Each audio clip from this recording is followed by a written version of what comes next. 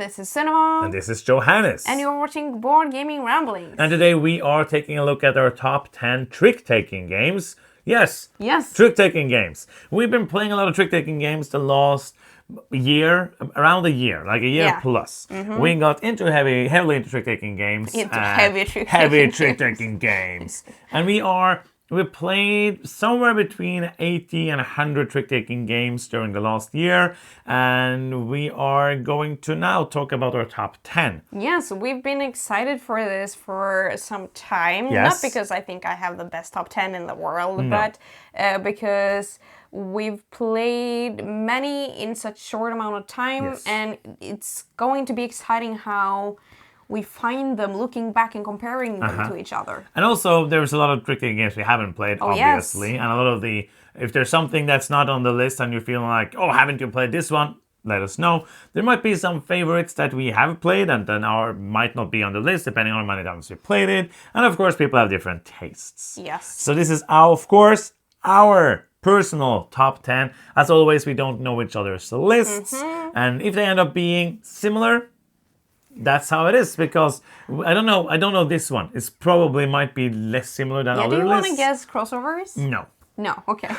Do you want to guess crossovers? I don't know, I'm just going to do it for fun. Yes. I'm going to guess, out of 10, I'm guessing 5 crossovers. Then I'm going to guess 6, just to be cooler. Nice. With that said, are you ready? Yeah. Yes. So if you don't know what a trick-taking game is, we're not going to tell you. But it is a secret. Card game where you play cards. There's a lead player. The first player is leading a card, and then the other players most of the time have to follow that. If it's a must follow, there is also some which is must not follow, and other rules here and there. But basically, the basic trick taking is I play a card, everyone play a card. If they can't follow, they have to. The player who played the highest card in the lead color, take it in, wins the trick. That's like the base concept of a trick taker, and then trick takers have taken it all different ways, from small twists to big twists to breaking the genre apart. It doesn't even have to be cards. No, but usually there is. It can also be water. What? No, it can't. I was thinking like 0 to hero. You don't have cards. Oh, that's have, true. Like, that's true. I was thinking tokens. the water trick taking game that I'm designing. You just get a 10-liter bucket of water. And I'm playing this trick. It's a legacy game. You can only play it once. in the shower. Yes. With that said, let's go into the list. Do you want to begin as always? My number 10 is Seas and Strife. Okay. Yeah, but it's been a long time since we played it. Yes. But my things that I like about this game is that you can play it with more people than usual in a trick-taking game. This is up to 6 players. Yes. And I think it works great at 6 players because you have this is a trick-taking where you don't want to win tricks. What? And the lead suit changes. So let's say that one color is lead and then another player doesn't have that suit. I think it's a may follow. I think you could play any color you want. I don't sure. remember. But yes, if another player then plays another color and that overtakes the majority of cards in the trick, that is suddenly the lead color and that will win the trick. So you try to outsmart your opponents by for example, play a color that lets another player that thought he wouldn't win the trick and try to avoid taking tricks. And I thought it worked great with, I don't remember if we played it with 6 or 5, but yes, it was really fun. I agree. It's a great one. It's not my number 10, the greatest transition of all time. My number 10 is Seven Prophecies. Cool. Seven Prophecies is a very interesting and unique trick-taking game where I look at my hand, and many trick-taking games have bidding in them. Seven Prophecies, I bid on how many. Basically, I'm going to play 7 bids. They're going to be like, am I going to be first, second, third, or fourth in a 4-player game in each trick? And basically, I want to win my 7 prophecies the first. So let's say I win a trick, I will then be able to remove a cube from the I'm gonna win a trick column of the things I prophesized, and then I don't really want to win anymore if I only placed 1, and now I want to do the other things, but I want to do it as fast as possible. So let's say I had like 2, I'm gonna win, and I have a lot of bad cards, so maybe I'm thinking like, okay, I'm always gonna lose, and it feels very strange the first time you play it, but after just one hand, I'm having like a feeling of, Okay, so this card is the highest in that color, probably going to win me a trick. This one, of course, things are going to happen and stuff like that in all trick-taking games. So, because trick-taking games have some luck. More luck than we are usually enjoying, so it's an interesting thing. But yeah, I really, really enjoy Seven Prophecies. Yeah, me too. Seven Prophecies is great. My number 9 is not Seven Prophecies. We're gonna do it this way now. Yes. And my number 9 is Moustache, actually. And this is quite a simple one, I would say. Yeah. And you have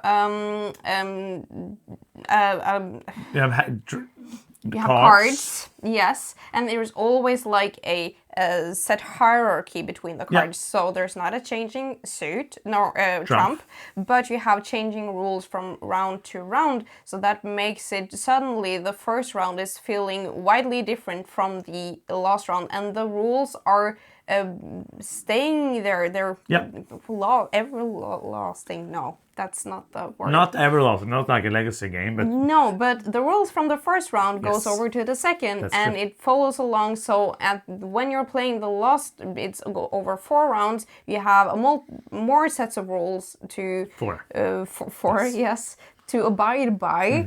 But it's not. It doesn't feel very complicated, but it makes you think in a totally different way suddenly than you used to. Yeah. Which also makes changes between if it's good or bad with low cards, for example. And also it's a team-based game. Oh, the yes. only thing that we didn't like about it is that you randomly draw a point, Yes. and it could be like, oh, you got money points, you got less points. I don't know why that's in there. Yeah. But I agree. My number 9 is a two-player trick-taking game. It's Lone Wolves. And Lone Wolves is basically a trick-taking area majority game.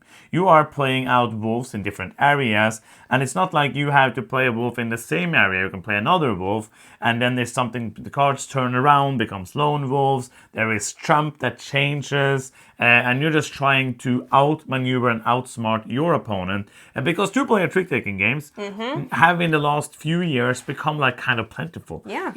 I don't think it was a thing. Like Fox in the Forest, I think was, when I played that, and that we played like years ago, I was like, this is kind of weird. It's a two-player trick-taking game. But now they're being more and more, and Lone Wolves is one of the better ones I play. Oh yes, absolutely. And Lone Wolves, it's weird because all the other things in the game makes it feel kind of not like a trick-taking game, that's true. but it's really good. And my number 8 is Aurum, and this is also a team-based trick-taking game. And this is a must not follow, and you want to win you're bidding for how many tricks you want to win, and you want to win that exact number to get the most points with your team, but you're also at the same time trying to get the lowest card in the trick so that you will get a special gold card, which will help you... Which is Trump, basically. Yes, so which will help you win tricks later. So this felt really interesting and fun because you're trying to play your team player good. Yep. That's not a... Play your team player good. Like you want to set your teammate up to be in a position where that person can either be like, boom, haha, I won the trick, now we got to do what we wanted, or be like, boom, I lost the trick and we get to do what we wanted. Yes. Yes. Or something in between. Boom, we didn't get anything and didn't get to do what we wanted. You forgot that part. Yes, and also the game and like the round ends if suddenly a player can't play any cards, so you want to try to anticipate when that's gonna happen also. So if you want the game to last or round to last longer, you might not have just one suit on your hand because probably suddenly you have to play that suit and there's already a suit like that in the trick, and then the game is over or round is over. But you can't choose the cards you have in your hand, so it's not like you can predict how long the round is going to last. It's just you. Yes, but if, for example, you played a blue and I have a lot of red cards, oh, that way. then Okay, I yes. need to get rid of the red cards No, I and not understood. play the one green that I have. It sounded like for you were example. saying like you have to predict, and if you don't want to have all the cards in your hand. It sounded kind of weird. No, but yeah, you that have makes sense. yes, be smart. My number 8 is going to be very fast because it is a Crossover. crossover. Yes, the Instead of first like, what? one, and it is Moustache. Moustache is it's a lighter one, as we already said, but I really enjoyed the evolving play. And also, it's a team game, but it's a changing partnership. So it's a random who you are on the team with each time. And I really enjoyed how the different rules just changed up the game. And that was my number 8. So back to you. Back to me. My number 7 is Trick Takers, and this is a game where you're not on teams. You're fighting for yourself now, but you get to look at your cards, and then you're basically choosing a character that has, each character has a thing that they're good at or like score points for at the end of the trick. So some, for example, want to win the least amount of tricks as possible. Some of them want to win a high amount, and some have like a special setup that you do or something like that. And what I think is cool about this game is you can have a hand of cards and be like, okay, I have a lot of low cards now. I'm probably not gonna win a lot of tricks. I'm going to take that character. But I see then that you're going for another player power that has, for example, the ability to win if you have won with that character 2 times in a row. And now it's even more important for me maybe to stop you from winning. So a really cool twist on a trick-taking game. It's a more complicated one for sure, Yes, but it's absolutely. really good. Let's go from a very complicated one to a very simple one. My number 7 is Farmhand, which came out this year, and it's super quick, it's super fun. You can play it with almost anyone. That should be the tagline. Yes. It's a card game. It's a trick-taking game where the other players see the color of your card on the back, and they then know the range of those cards. Each round, you will get a different amount of cards, so depending on the number of players, but it's just like 1 card each, 2 cards, 3 cards, 4 cards, and you bid on how many tricks. You count to 3, everyone bid how many tricks they think they're going to win, then you play out the tricks, and it's a must follow, and if you win the amount, you will score points. If you will not win the amount, if you win higher or lower, you will lose points. And that's basically the whole game, and it's really, really fun. Yeah, and the twist in this game is that if 2 players play the same value, they cancel each other out. True. So suddenly you didn't think you were going to win that with that 1 card that you had, and you won, so you didn't get the exact bid. So really fun one. Yes, and quick. Yes, And cool. cards. Yes. My number 6 is Tango, which is a 2-player trick-taking game. And the interesting thing about this one is that you have basically 2 hands. You have one that is 4 cards face down and 4 cards face up on top of them. So when you play one of your hand cards, your opponent doesn't know what that's going to be, but your opponents know half of your hand because they know the cards on the table. And if you've played one of the cards of the table, the other one underneath will flip up. So you always have like 4 cards that you're available to play that your opponent knows, and also your hand. And you're trying to basically predict what's going to happen. So I see that you have, for example, a red card. So I presume that you will win that trick. So I will try to make what I think will happen, or avoid that. And it's very interesting because you're playing 2 cards each trick. So, and it's a very, very good 2-player. Another 2-player trick-taking game. My number 6 is a classic, one that most people have played, and it is Skull King.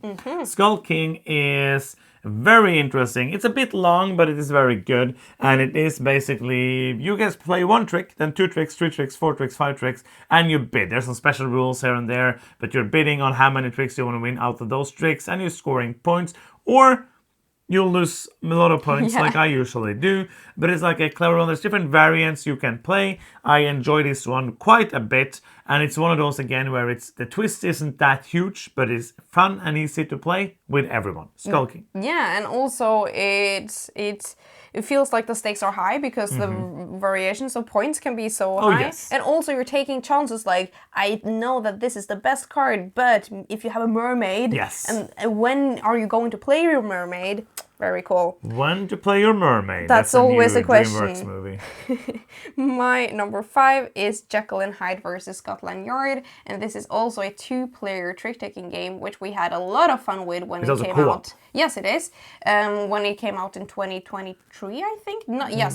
Something like it that. was. Yes, that's true. That's Yes. true. So we have maybe played trick taking games for 2 years actually. Yeah, but when we played it back then, we wasn't like, oh, we love trick-taking games. No, Okay. it's just like, this is a cool Okay. game. And also, we don't play that many co-op games, so it's No. cool that we like this one. Yes. But this game has a third player that is the Scotland Yard that you're trying to run away from. So you want to play something that will win or lose you the trick. You don't want to win every trick, that's important, Yeah. because some tricks, if you have certain numbers in them, make you move backwards instead, which you don't want. And you want to make it so that whatever the Scotland Yard player, which is the dummy, plays, Such a dummy. you will not be like thrown off by that. So you're trying to. It's a little random because you don't know what's gonna be there, but you're trying to make it so that it kind of doesn't matter. You know a bit what's going to be there because you Yes. are placing some cards from your hand into That's that true, deck. that's true. So you do know a little bit, and you know you have to play the high cards. So you're kind of trying to play around that, and it's like mission Some based. changes. So every game is going to be like a bit different. So you Mm-hmm. can play like a campaign with different kind of story, different difficulty things. Yes. My number 5 is Jekyll and Hyde versus Scotland Yard. Perfect crossover. Crossover is. dance. Do do do do do do do do do do do crossover. Yes.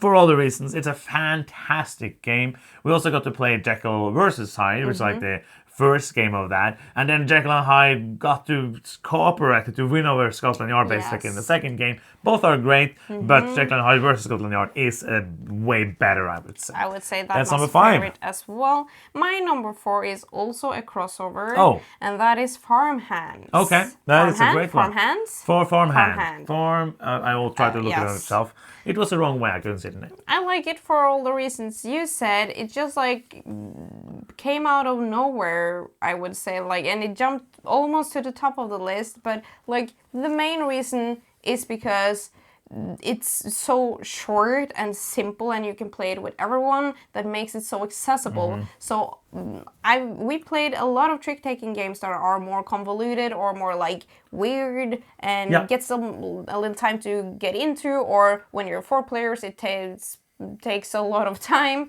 So this is sweet and short and super fun. My number 4 is number 4, right? Yes, my number 4 is Rebel Princess. Rebel Princess is great fun, and also the theme is fun in there. Like I really like it. Like the princesses of all these different fairy tales want to have a party. They don't want to invite the princess because they don't want to be proposed to Yes, proposed all the to. time, because the princess is just proposing to them all the time, and they're bored of that. So, but the frogs are coming in and trying to, the critters are coming and telling on the princess. So then suddenly they appear in the tricks. So it's like a game where you don't want to win the princess, because the princess are negative points and you're trying to get the least amount of negative points. It has different rules each round, which becomes wackier and are bigger. I really enjoy this one. It is a super good game. I really want to play it more. Rebel Yes. Princess. There's a new one on Kickstarter now, the Rebel Zombie Princess, which I'm also looking looks forward to that. really good. I'm excited to play that. And my number 3 is also Rebel Princess. So yeah, super good game for all the reasons you just mentioned. Super solid and fun. My number 3 is a great pick for number 3 Okay. because it's a 3-player game. And Yeah. it's RoboTrick. Yes. RoboTrick is a 3-player only trick-taking game where you are playing a trick-taking game, 3 players, and there's also a 4-player, but that's the robot or the dummy, depending on how well they play. And they're going to have different rule cards every round. So you know which card they're going to play. Their hand is going to be face up. So you, at the beginning of a trick, as soon as somebody plays the first card, you know which card the robot is going to play. And you want to win 2 tricks. But you want to win 2 tricks while the robot is playing a high card, because that's going to be the card that you win. 3. Three tricks. tricks. Okay, 3 tricks. You sure? Yeah. Might be 3. Yes, Okay. I Some think amount of so. trick between 2 and 3 might be I think 3. they have 3 probably cages for the robots. I don't know. And then basically you don't want to win more, and you don't want the robot to win a trick, because when the robot wins a trick, you get a card that you played as a negative point, and if you win more tricks, you get a card that the robot played as negative points. You play 3 rounds, player with the most points is the winner. And many times, all people can have negative points. Yes, absolutely. This can be a harsh one. My number 2 is also RoboTrick. It was a worse order. Yes, I agree. This is obviously one of my favorites since it's my number 2, but it's just a superb game because it takes like a dummy player to a whole new level, and you're trying to, when you're playing a card, you are deciding basically what the robot is going to do based on, because you see what the robot is going to have available, and then you're trying to basically get the high points and not score a lot of negative points, and it's super fun. My number 2 is The Crew. Mission Deep Sea. The Crew, The Crew Search Planet 9 was one of the first, it was the first co-op trick-taking game we played, I think. Yes. And Deep Sea is better because the goals you get are more varied. Every round there's a campaign with a story. And basically you are playing a trick-taking game, and all different players have different goals that they need to complete. Like, for example, I want to have this card or this specific card or this thing or that thing. Great explanation. But basically you're trying to do that, and the player, if everybody manages to do that by the end of the game, then you are all gonna win. My number 1 One! is Lord of the Rings, the trick-taking game. No, Lord of the Rings, tricked. Fellowship of the Ring Yes. trick-taking game, I Yes, think. that one. The shortest name of them all. Yes. One name to rule them all. This was my number 1. Yeah, I Yes. figured. High five. Double crossover. Crossover. Yes, it's a really fun. It's also a co-op game. Yes. It reminds me a lot of The Crew. Yeah. So the reason The Crew is not on my list Yeah. is because they kind of share this spot. So you can say I've made a top 11 and This is The one. Crew is Yeah. my number 2 and this is my number 1. But they are different. Yeah, absolutely. But they kind of scratch the same itch for me. I have to say, I don't think I've ever put this many co-op games on a game list that isn't top 10 co-op games. Yeah. Which is kind of weird. But it works in the trick-taking games like this. Lord of the Rings trick-taking game. We have played it almost 50 times. We have played almost the whole thing. We played so much of this when we went to South Africa. Yes. Visiting It was so James and great fun, Sonja's. yes. James is the one who is editing all our videos, so thank you so much for that. Doing a fantastic job. These videos wouldn't be as good without James. So No. please leave a comment saying hi to James and thanks for the work. Yes. It's a fantastic game. You follow the Lord of the Rings story, and there's going to be 2 more boxes. I'm already excited. The second one is coming out pretty soon. The Two Towers, because that is the second one. Yeah. And what is the third one? I don't. Return of the the King. Jedi. Yes, No. the Jedi. That's true. Return of the Jedi. But those are 10 fantastic trick-taking games. I don't think we had many crossovers. How many do you think we had? I think we had. I think you won. Farmhand, Jekyll Hyde, Robotrick, Lord of the Rings. And Rebel Princess. And Rebel Princess. Yes. 5. You had 5. I won. Yes! But that is gonna be Yes. the end of this video. Are you still on your phone looking at I all was- the games? I was checking if you're right. from I was Facebook. right. You were right. 5. Perfect bid. You would have gotten the most points in Yes, this I trick-taking would. game. The trick-taking game, top 10 game. That's going to be the end. We hope you enjoyed it. Let us know what is your favorite trick-taking game down in the comments. And if you don't like trick-taking games, maybe you will find one that you can like. Because there's so many different ones. Yes. And they give you so many different feelings. And that's going to be the end. They don't give a lot of sadness. There's so When many. I If you lose. really want sad games, go check out these trick-taking games. Top 10 trick-taking games that makes us sad. That's going to be the end. Thank you so much for watching. I'm Johannes. I'm Senua. And you've been watching Board Gaming Ramblings, and bye-bye.